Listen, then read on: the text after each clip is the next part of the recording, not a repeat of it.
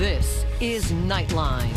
Tonight, a new twist in Gene Hackman's shocking and mysterious death, with his $80 million estate hanging in the balance. I don't buy that, Irv.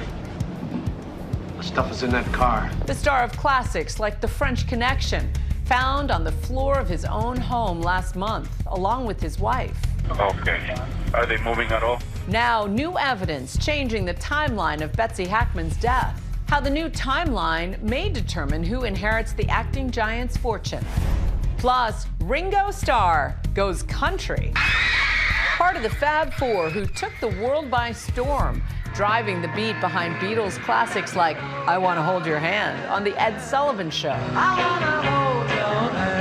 I ended up with 3 brothers. I loved it. Our Byron Pitts goes behind the scenes at the Grand Ole Opry. I think the emotions of country music. The wife's left, the dog's dead, and I don't have enough money for the jukebox. The surprising confession from the man many call one of the greatest living drummers. And with just 5 shows left until our big anniversary, what's inside tonight's Nightline Vault? The story inspiring a movie, a best-selling book, and one of our most popular series ever. Thanks for joining us. Tonight, the latest perplexing development in the tragic death of acting giant Gene Hackman and his wife Betsy, found dead in their New Mexico home last month under mysterious circumstances. Now, new details and questions about who could be in line to inherit the couple's sizable estate. Unfortunately, there's a lot of legal headache ahead for the Hackman family. Another twist in the investigation into the tragic death of Oscar-winning actor Gene Hackman and his wife Betsy. Authorities sharing a new timeline, plus new details from the couple's wills, which could determine who inherits their estimated $80 million estate. An autopsy showed that Betsy died from hantavirus, a rare disease mainly spread by rodents. At the time, authorities believed she died on February 11th. But now? So when we retrieved the data from the cell phones, there was a determination that was made that Ms. Hackman had made a phone call on February 12th. That phone call was made to Cloudberry. Cloudberry Health is a local 24-hour healthcare service in Santa Fe. A company doctor described Betsy's call as an inquiry about hyperbaric therapy, saying she was feeling congested but didn't sound ill. That would indicate to me that she was seeking medical advice or medical help. Betsy never showed up to a scheduled appointment and didn't respond to a follow-up call from Cloudberry. Now in question, the Hackmans' wills and beneficiaries. Gene Hackman was a legendary leading man, a versatile actor who starred in blockbuster films like Crimson Tide. Terminate launch, all missiles. And Mississippi Burning, playing a dogged FBI agent investigating the murders of 3 civil rights activists. You got a stupid smile, you know that, pal? He was one of the titans of American cinema, speaking to Diane Sawyer in 1990 about the magic of acting. I desperately wanted to be an actor from the time I was 10 years old, but I was so shy and so intimidated by the process. What was the thing you wanted in acting? I suppose to be transported to somehow or another to play these people who seem to have this great life. His wife, Betsy Arakawa, was a classically trained pianist. They reportedly met at a gym in the mid-'80s and married in 1991. Today, their vast, estimated $80 million estate now in question. Hackman had 3 children from a previous marriage, a son, Christopher, now 65, and 2 daughters, Elizabeth and Leslie, now 62 and 58. Gene Hackman's will said that all of his property, his estates, his trust, would go to his wife, Betsy. But because, according to reports, she passed away before him, his will would become null or void or even invalid. In his 2005 will, Hackman recognizes his 3 children by a prior marriage, but states, "I give my entire estate to Betsy Arakawa Hackman." Betsy's will notes no children or lineal descendants, stating, "If my spouse does not survive me, I give the residue of my estate to a charitable trust." The will would go to probate, and at probate, the judge would decide where his estate, his property would go to. Now, with most probates, the order of who has the first right to receive that estate goes spouse, children, parents, and then siblings. With Gene Hackman having adult children, those children would likely be first in line to get the proceeds of that estate. Hackman's bodies were discovered in their Santa Fe, New Mexico home in late February. Authorities believe Hackman, who was 95 and living with advanced Alzheimer's, was likely home with his 65-year-old wife's decaying body for an estimated 6 days. Cardiovascular disease and Alzheimer's were later determined to be his cause of death. One of their 3 dogs was also found dead in its crate, just feet away from Betsy's body, a report saying it died of dehydration and starvation. As an actor, Hackman first made a name for himself in Bonnie and Clyde as Clyde's wily brother Buck. Whoa! We're gonna have ourselves a time, boy! His illustrious acting career spanning more than 5 decades, earning him a host of awards, including 2 Oscars. His first win coming for his portrayal of Jimmy Popeye Doyle in 1971's The French Connection. I don't buy that, Irv. The stuff is in that car. And 2 decades later for Best Supporting Actor in Unforgiven. I'll see you in hell, William Money. While his film legacy lives on, the timeline of the couple's death is still being investigated. His daughters and granddaughter reminding the public in their statement he was loved and admired by millions around the world, but to us he was always just Dad and Grandpa. For much more on this story, watch Last Days of Gene Hackman, ABC News Special, tomorrow at 10 p.m. Eastern on ABC. When we come back, legendary Beatles drummer Ringo Starr, once keeping time in Hello, Goodbye, now making time for country music at Nashville's most famous venue.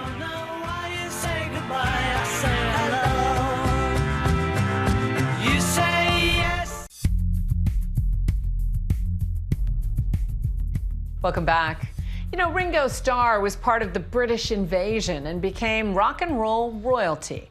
Now, the Beatles drummer making his first pilgrimage to the hallowed halls of country music, the Grand Ole Opry. Here's my Nightline co-anchor, Byron Pitts. Help, I need somebody, help, not just anybody. He held that famous umbrella in Help. Penny Lane is in my ear. Rode a horse in those red dress coats in Penny Lane. And got the crowd swaying as he always did in Hey Jude.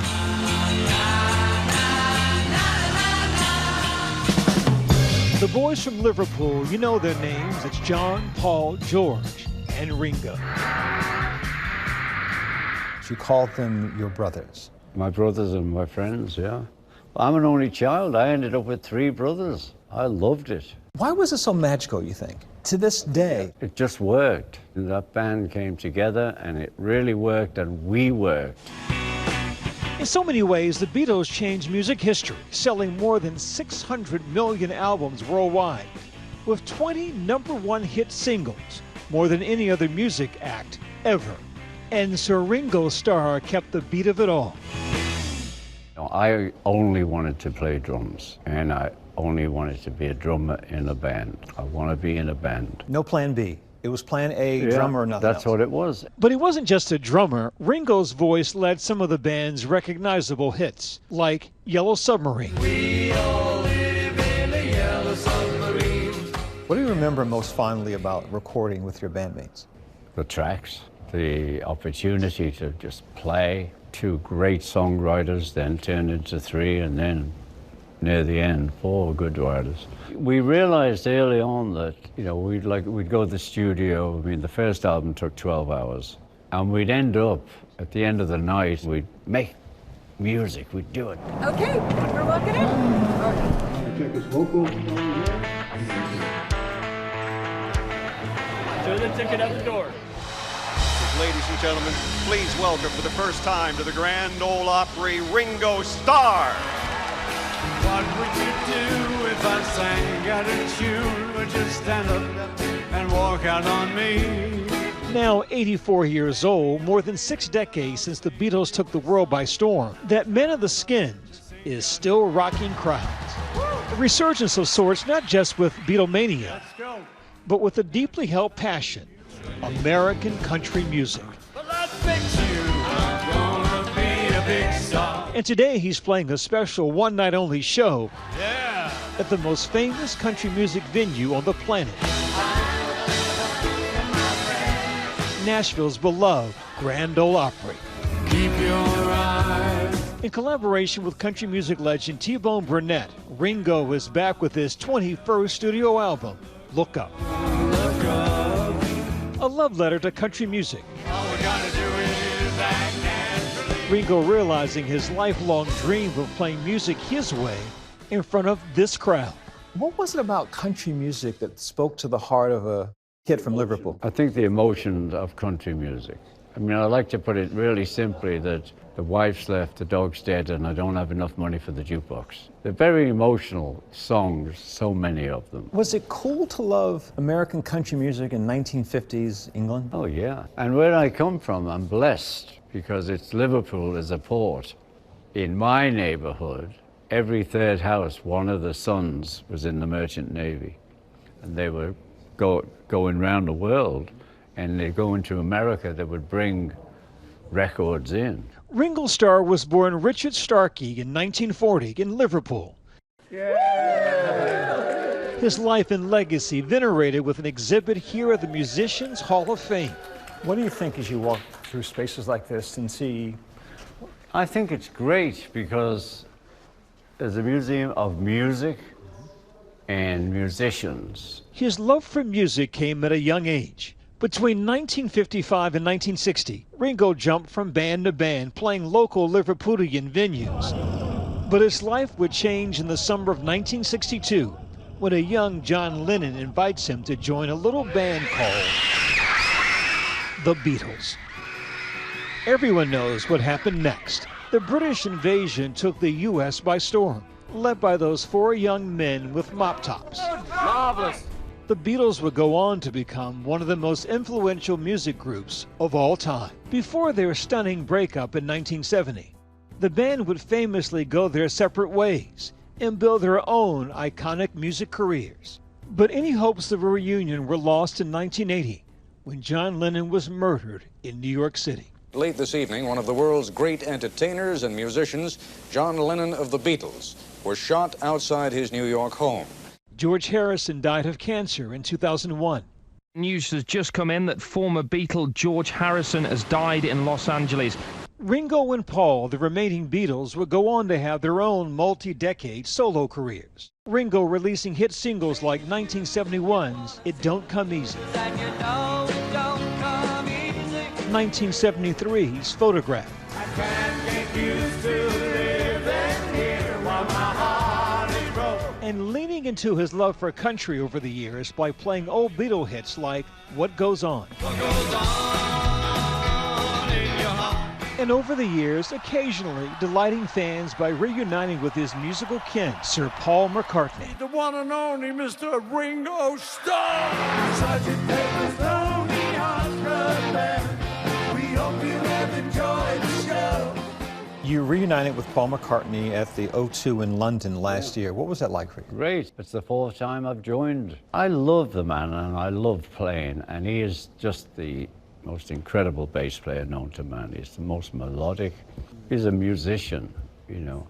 And if you listen to the Beatle records, that energy, it was so great.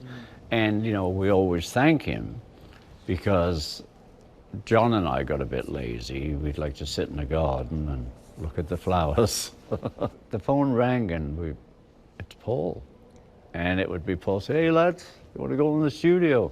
Which we always did, because probably if Paul wasn't in it, we'll have made like 3 albums. It's showtime at the Opry. A packed house, all here to see the boy from Liverpool. Oh my goodness, I'm coming to the Opry, 100th anniversary of the Opry to see Ringo Starr. I'm seeing a Beatle. There's only one chance in life to see a legendary Beatle, and making his Opry debut, it's fantastic. Oh my gosh, icons, yeah, it's amazing. Do you still get excited at this stage of your career? I love every night I go on stage. But I have to run on. It's a nervous thing. I'm sorry, you still get nervous? Yeah, I just have moments of madness before it starts. What are you nervous about? What are you concerned about? Oh, there'll be nobody there, or they won't like me, or, you know, whatever. At the moment, it's like, oh God, okay. And I'm fine. Is that right? Yeah. Is there something that you say to yourself to kind of get you over? I say run. I do. I mean, I run on.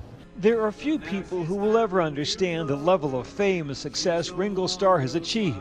But even nearly 70 years in the music business can't stop the former Beatle from taking center stage. How do you explain it? Yours is a rough and tumble industry that we've seen people's lives in awful ways.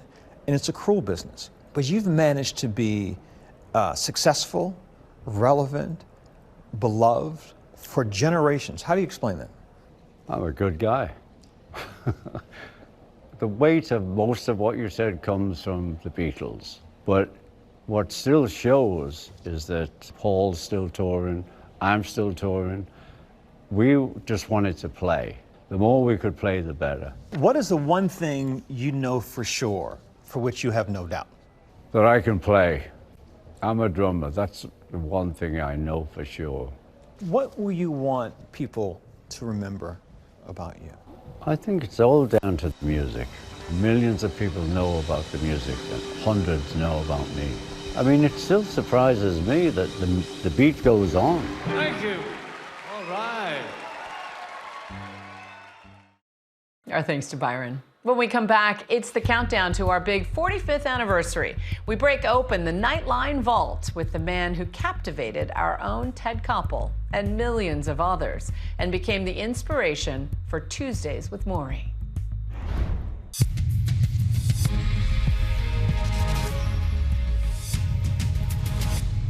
And finally tonight, we're cracking open the Nightline vault as we count down to our historic 45th anniversary. On this day, 30 years ago, anchor Ted Koppel sat down with Morrie Schwartz in what would become one of Nightline's most popular shows and inspired the bestseller Tuesdays with Morrie, the first of a series of Nightline interviews with the man who taught America, once you learn how to die, you learn how to live.